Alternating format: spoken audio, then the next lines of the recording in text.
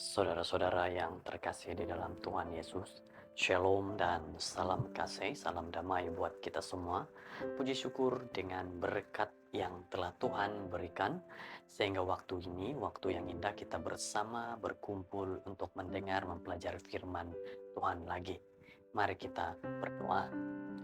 Tuhan Allah Bapa di surga, terpujilah Engkau, berkatilah kami saat mendengar firman-Mu ini, agar kami mengetahui apa nasihat-Mu dengan baik kepada diri kami masing-masing.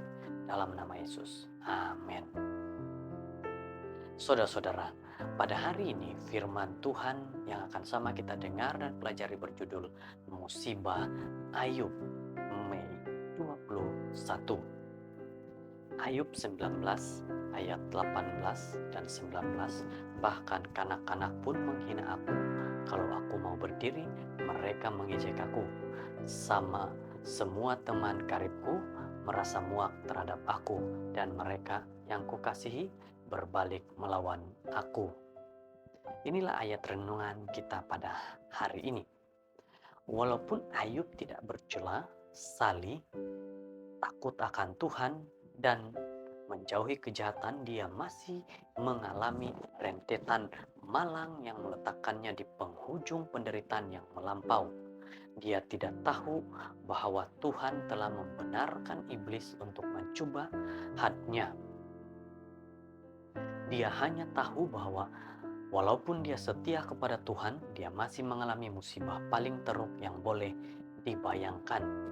Saudara-saudara, seorang yang setia kepada Tuhan, seorang yang begitu menyembah kepada Tuhan, tetap juga mengalami musibah. Jadi kita harus pikir dan ingat bahwa dalam hidup kita juga, sebagaimana kita sebagai manusia yang berada dalam keadaan dosa, ada saja cobaan-cobaan yang datang kepada kita.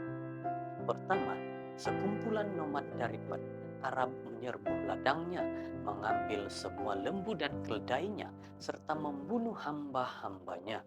Kedua, domba-dombanya dan para gembalanya dibakar oleh api yang besar. Ketiga, tiga kumpulan orang Kasdim, orang-orang Semitik dari selatan Mesopotamia, merompak semua untanya dan membunuh dengan pedang hamba-hamba yang bersama mereka. Keempat, ketika 7 anak lelaki dan 3 anak perempuan sedang berpesta di rumah orang tua, angin ribut dari padang gurun melanda 4 penjuru rumah itu, menyebabkan struktur tumbang dan membunuh kesemua anaknya. Kelima, iblis menghantar bisul yang sangat teruk kepada Ayub yang menjejaskan seluruh tubuhnya daripada tapak kaki sehingga ke ubun-ubun kepalanya, menyebabkan dia gatal-gatal.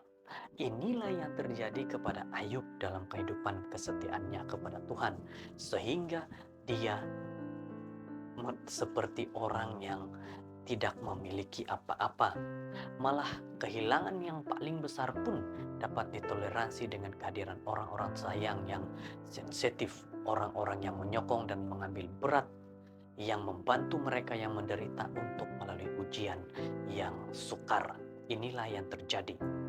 Walau bagaimanapun, Ayub tidak bergantung pada faktor sokongan asas ini. Di tengah-tengah penderitaannya yang dahsyat, istrinya berkata kepadanya, "Masih bertekunkah engkau dalam kesalehanmu? Kutukilah Tuhanmu dan matilah." Ayub 2 ayat 9. Saudara-saudara, apa yang akan kita lakukan kalau orang yang kita sayangi, orang dekat kita, istri kita mengatakan seperti itu? Mari kita pikirkan. 3, kawan baiknya terlibat dalam dialog dengan Ayub bukan untuk memberi sokongan, tapi untuk menyalahkannya atas kesalahannya sendiri. Mereka menuduhnya melakukan penipuan jahat yang dahsyat. Semua orang berpaling daripadanya seperti yang dapat kita lihat dalam ucapannya sendiri di Ayub 19. Inilah yang berlaku musibah dalam kehidupan Ayub. Adik-beradik lakinya menjauhinya. Saudara Mara dan kawan-kawannya menghindari. Pembantu rumahnya percaya dia pelik. Hamba-hambanya tidak menjawab apabila Ayub memanggil mereka. Dan kawan-kawan terdekat membencinya. Teks hari ini memberitahu kita bahwa anak-anaknya menghina dia. Jadi saudara-saudara,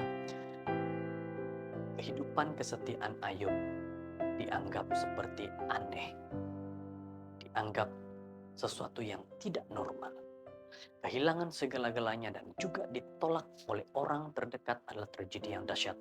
Mungkin Anda pernah mengalami sesuatu yang serupa untuk mengenali seorang yang pernah mengalami situasi seperti ini. Namun Anda boleh yakin dengan satu perkara. Walaupun orang yang Anda sayangi meninggalkan Anda, Tuhan akan menyokong Anda dalam semua jenis kesusahan. Dia meninggalkan Anda dengan janji yang indah apabila Dia berkata, Dia akan bersama Anda sentiasa sampai pada akhir zaman. Matius 28 ayat 20. Inilah firman Tuhan kita yang begitu baik tentang cerita Ayub. Walaupun dalam musibah, Ayub tetap setia. Kita juga harus setia sampai mati. Mari berdoa. Tuhan Allah Bapa di surga, terpujilah Engkau karena kebaikan-Mu mengajar kepada kami hari ini untuk tetap setia dalam keadaan hidup kami ini. Dalam nama Yesus, amin.